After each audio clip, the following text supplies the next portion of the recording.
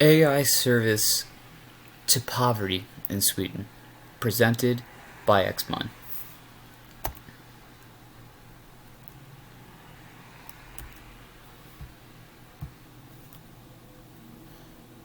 First thing is identifying regions with high poverty levels. AI can be used to implement into programming for mapping and data collection to be able to identify which regions in Sweden have the highest population in poverty. Being able to identify the areas worst hit by poverty is the first step in fixing it. Next is alternative education models.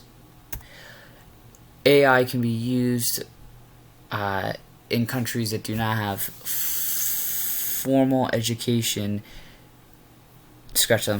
In Sweden, that does not have formal education in a traditional sense of the school. AI can be used to help students that are looking to take their education home, or for those who are not able to afford going to school on a regular basis. Thirdly, AI can help improve agriculture.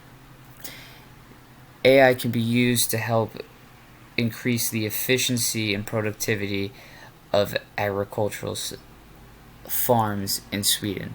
They're extremely large porters of grain and wheat, which can be used to help feed the homeless in their country. Being able to optimize it can allow for surplus to be given away to charity. On the topic of charity, our next one will be optimizing social projects in Sweden.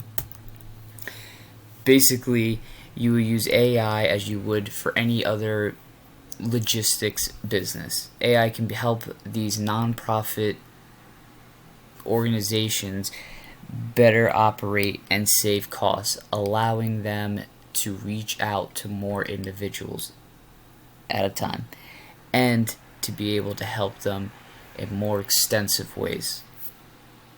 Lastly, AI can be used for awareness advertising. AI being formatted to identify the people who are most likely to get involved into involved with poverty, and find them through using databases and collection of cookies. Using AI in this model will help reach out to the people with the highest percentage of getting involved. And that concludes our presentation on how AI can be a service to Sweden in its fight against poverty.